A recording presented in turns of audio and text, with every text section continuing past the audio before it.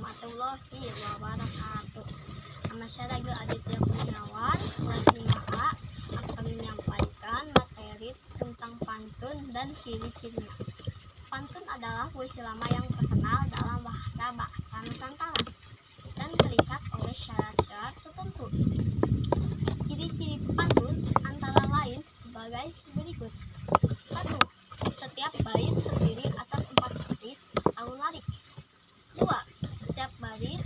Setiap baris terdiri atas 8-12 suku kata. 3. Pantun bersajak A, B. 4. Baris pertama dan kedua disebut sampiran, sedangkan baris ketiga dan keempat disebut isi. Demikianlah materi hari ini dari saya. Semoga bermanfaat bagi kita semua. Wassalamualaikum warahmatullahi wabarakatuh.